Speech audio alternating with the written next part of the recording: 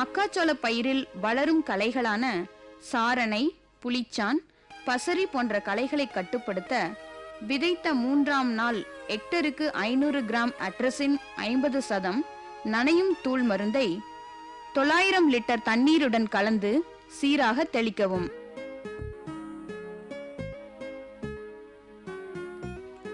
களைக்கொல்லி தெளிக்கும் சமயம் மண்ணில் போதுமான ஈரம் இருத்தல் மிக அவசியம். பயிர் வகைகளை ஊடு பயிராக சாகுபடி செய்து இருந்தால் களைக்கொல்லி மருந்தை தெளிக்கக்கூடாது. களைக்கொல்லி தெளிக்காமல் இருந்தால் விதைத்த 20ஆம் நாள் ஒரு முறையும் 35ஆம் நாள் மறுமுறையும் களை எடுக்க வேண்டும். பின்பு மண் அணைத்து விட வேண்டும். இதனால் பயிர்கள் நன்கு வளர உதவுகிறது.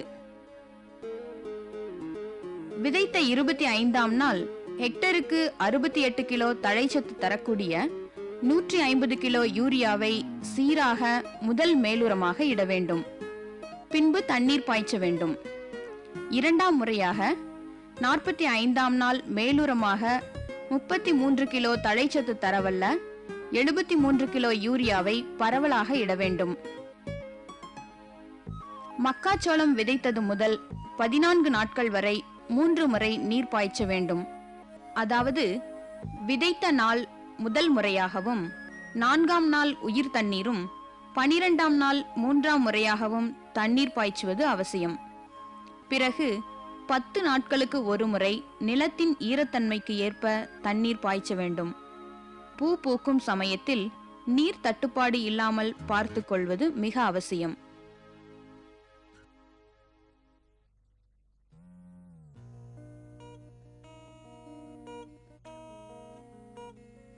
விதைத்த 20ஆம் நாள் ஹெக்டருக்கு 1000 மில்லி குவினல்பாஸ் 25 EC மருந்தை 500 லிட்டர் நீரில் கலந்து தெளித்து தண்டு துளைப்பான், அஸ்வினி மற்றும் கூன் வண்டுகள் ஆகியவற்றை கட்டுப்படுத்தலாம். கதிர் துளைப்பானை கட்டுப்படுத்த ஹெக்டருக்கு 25 கிலோ கார்பரில் 10% தூள் மருந்து அல்லது 1 கிலோ நனையும் கார்பரில் மருந்தை 500 லிட்டர் தண்ணீரில் கலந்து சீராக தெளிக்க வேண்டும். கதிர்கள் நன்கு முற்றியதும் அறுவடை செய்யலாம். ஒரு முறையில் அனைத்து கதிர்களையும் அறுவடை செய்து விதைகளை தனியாக பிரித்து எடுக்கலாம். மானாவாரியில் ஹெக்டருக்கு 2500 கிலோவும் இரவையில் 5000 கிலோவும் மகசூல் பெறலாம். இதுவரை பார்த்த மக்காச்சோள சாகுபடி தொழில்நுட்பங்களை பின்பற்றினால் அதிக மகசூல் பெற முடியும் என்பதில் சற்றும் ஐயமில்லை.